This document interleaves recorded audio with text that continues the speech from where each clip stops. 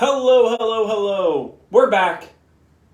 It's Chris. I'm here at Second Glass in the Cellar for your weekly wine flight breakdown, tasting, etc., etc., etc. And we're doing two of my favorite things in the whole world, Italian wine and bubbles. Spumante Amore. We're going to enjoy it. I should talk with my hands the whole time, just like this. It'll be great. So, traveling to Italy, we're going to drink some bubbles.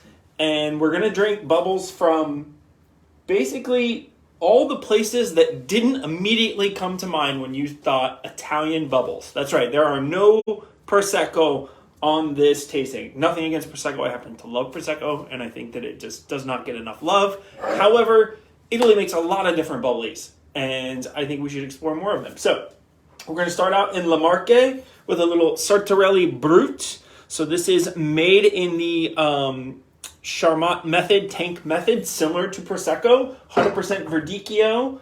We're going to roll on up to Emilia-Romagna to have a little Lambrusco Rosé from Lini 910, one of the absolute great values in sparkling wine, hands down. Drink more Lambrusco. And then we're going to go to the probably most overlooked sparkling category of Italy, which is Franciacorta, which intriguingly enough, I just learned that one of the primary reasons that you don't see a lot of Franciacorta is because most of it is drank in Italy. In case you guys didn't know this, Italians as a whole have an insatiable need and want to drink traditional method sparkling wines, aka champagne and or Franciacorta. So let's get this rolling. So again, starting out in Marche. So we are on the Adriatic coast here, Sartarelli. Really cool estate, amazing people, 100% dedicated to the Verdicchio grape variety. They make about 6 different bottlings. They make this lovely sparkling, and then they make a bunch of still and some dessert wine. But at the end of the day, we are talking bubbles today. So this is made in that, again, like I said, the Charmat tank method. So what does that mean? If you're not familiar, or you forgot, or you just want to hear it again for fun, that is when the wine is brought in like a traditional wine. It's fermented and, basically taken from grape juice to a wine, still wine, in either a tank or in a barrel. Here they do it in tank. And then they take that fully fermented juice, they put it into another tank, and then they add a little bit of dosage, sugar, and some more yeast, and then they seal it off into a sealed tank, and then that secondary fermentation happens in tank, which creates the beautifully delicious fine bubbles that we find today. Now, so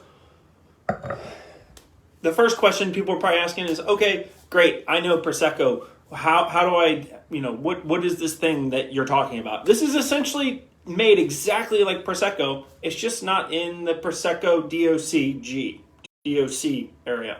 So, like all those fun memes I like to refer to during the heart of the pandemic where, if it's not from this place, it's not that thing, championed by champagne, but it is true.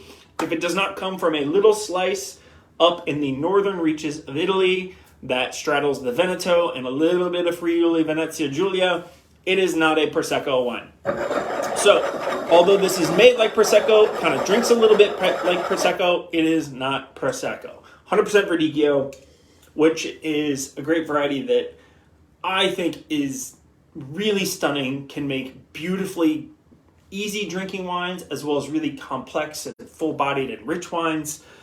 It just doesn't get a lot of attention because, well, for a long time there was a lot of crap Verdicchio. This, however, is not crap. It is light, fresh. It's got this beautiful kind of like marzipan, like citrus oil richness to it. Wow, that is spectacular. And classically in Marche, you're going to be hanging out at the beach, beautiful beaches in Marche, and you're going to be sipping this while eating fresh seafood that's either grilled or fried. Again, bubbles and fried food is a match made in heaven. I also think this would be really killer with the mussels that chef is doing from Anna Shellum. Shout out to Anna Shellum and her amazing job. Her mussels are so clutch. But this and some mussels, sign me up. I'm done. you know, I don't really have anything else to say. This wine is really tasty, and I love it, and I hope everybody comes out and loves it as much as I do.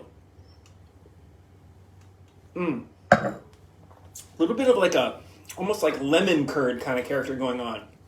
I don't know if that's off-putting to people, but it sounds delicious to me. Again, that is Sartarelli, their Brut Verdicchio from the Marche. All right, heading on up to Emilia-Romagna. So a little further north. The Marche is kind of on the south on the Adriatic. We're going to stay on the east coast of Italy into Emilia-Romagna, the world-class, world-famous food destination and haven that is Emilia-Romagna. So if you're not familiar with what comes from Emilia-Romagna, if you've ever heard of a little thing called Parmesan cheese, Parmigiano Reggiano to be more specific, or prosciutto, or aceto balsamico de oh my gosh, I can't remember the full term. Anyways, classic, really good quality aged balsamic vinegar. Yeah, we're talking Emilia-Romagna.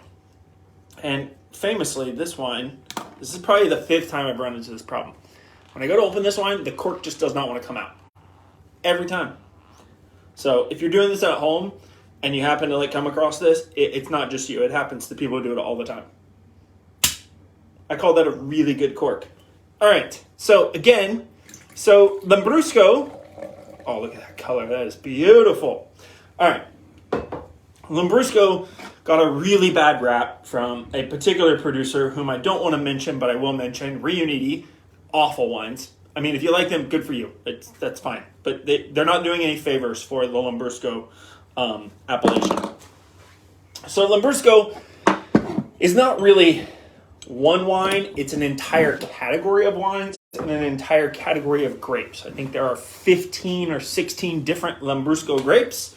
There are 3 or 4 that are really, kind of prized and used most often. And they vary from making very kind of more delicate, floral, light-colored wines to making fuller-bodied, richer, fuller-style wines. This, I believe, I don't think it says on the bottle, is a blend of, I think, 2 or 3 different varieties of Lambrusco. And this is done as a rosé. So Lambrusco is really famous for the reds. If you come across red Lambrusco, don't turn your nose up. They're delicious. It is probably my all-time favorite pizza wine. There's something about the acidity and the flavor profile and the bubbles in red Lambrusco that makes pizza perfect. So, but the rosé is an acceptable, delicious stand-in. And you can tell this is not this is no delicate poolside almost pink rosé. This has got some really good color, and that really comes from the fact that most of the Lambrusco grape varieties, particularly the ones that are prized for red wine production, they also make a white. Lini makes a white Lambrusco that's lovely. Are pretty dark colored in skin, pretty dark skins, so you get a lot of color out of them. And what you also get from those skins is a lot of flavor, and this wine is all those things. This smells like the freshest, most ripe strawberry rhubarb pie with a little bit of herbs. Oh, I am in heaven. I really want to have this with a Bianco pizza, just a white pie with some garlic. I know there's no pizza here at Second Glass. I just can't get my head out of pizza right now.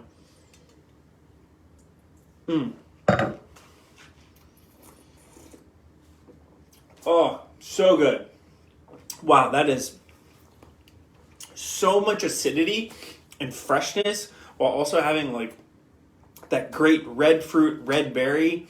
I mean, I want this maybe about 5 degrees warmer. It's totally refrigerator cold. I want to sit outside in this kind of finally we are having some cool weather. I mean, granted, it's going to have hurricane type weather coming behind it with a bunch of rain, and then it's going to be beautiful in the 50s and 60s next week.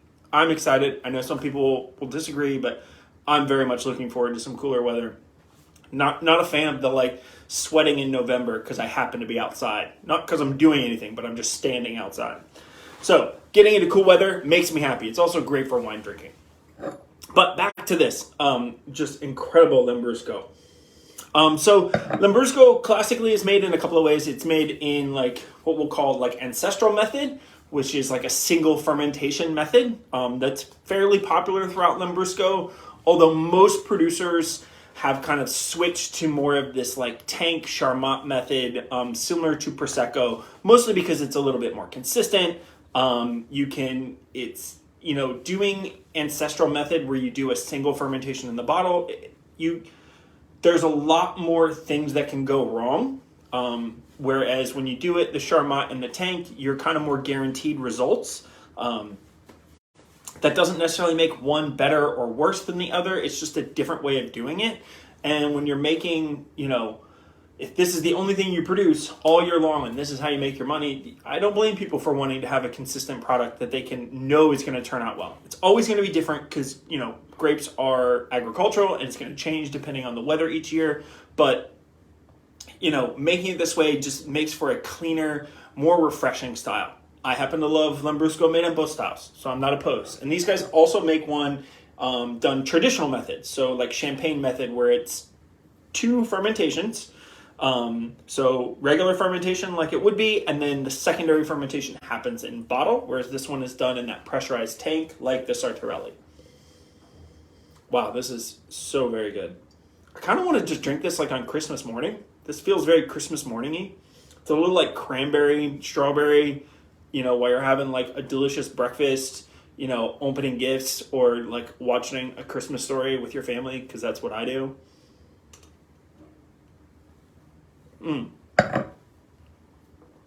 Oh, that's excellent. I mean, hats off, guys. This wine never disappoints. Lini 910, their Lambrusca or Labrusca series, which they make a white, a red, and a rosé. Lambrusco Rosé. All right, moving in to the big boy, and something I hope everyone comes out, tries, falls in love with, and starts demanding to see more in our market, because it is completely overlooked. I'm not even really sure most people even know what it is. And that is Franciacorta. So, Franciacorta, small little DOCG located up in the Lombardy region, which is in the far north. Not a lot of people are familiar with Lombardy. Kind of falls in between all those places that people want to visit. Like, oh, I want to go to Piedmont, or oh, I want to go to Venice. Well, Lombardy is basically in between those two places. You got to go through Lombardy to get there. Franciacorta is the very first sparkling wine region in Italy. I mean, look at that. Beautiful, beautiful. And here the wines are made traditional method, or metodo classico, which is the same style of sparkling wine production that you find in Champagne.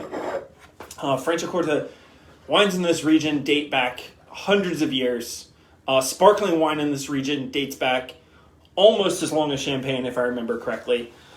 And the wines are spectacular. The one big caveat that I think some people that are huge into Italian wine are not overly fond of is that most of Franciacorta is produced with Pinot Noir and Chardonnay. Not indigenous grapes to Italy, although they have been in this region for quite some time. And those are classically the two main primary grapes that you find in Champagne production. Hence why you would find them here, where you make metodo classico, traditional method sparkling wines. This particular wine is the Animate, which I believe is kind of is Baron Pizzini's like entry level. Pizzini dates back to like the late 1800s, I want to say 1870. So old family making really amazing wines in Franciacorta. This has a little bit of Pinot Bianco in it.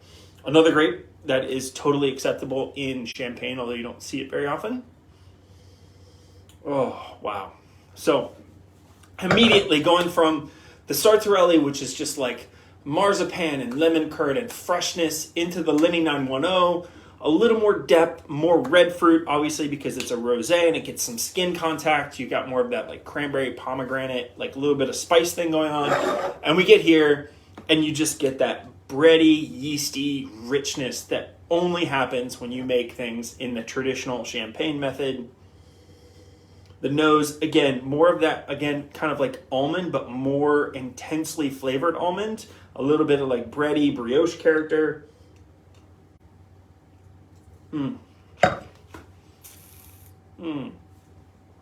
Oh, spectacular. Again, lots of minerality. Really pretty like lemon zest. A little bit of like dried kind of rosemary, maybe a little sage going on in there. That is stellar. Nothing else needs to be said. The wine is stellar. So good. So quickly, let's do a wrap up for this week. I really hope everybody comes out, support Second Glass. They just dropped their new menu, which is looking spectacular. Like I said, they've got some mussels on there. They've got, I think, like a New York strip on there. They got some amazing stuff happening. And grab this flight of truly delicious Italian bubbly wines. So again, the flight starts out Sartarelli Brut, just a lovely, crisp, refreshing style of bubbles from Marche. In the middle, we're going over to Emilia-Romagna, having a little sparkling rosé via Lambrusco, and finishing it with the crescendo that is Barone Pizzini, their Franciacorta and Animate. Thank you guys for tuning in. Be safe. Hang out with your friends. Support local. Go and vote. Today is Tuesday. Go vote. It takes like 10 minutes. It's totally worth it. It's very important. Do it. See you next week.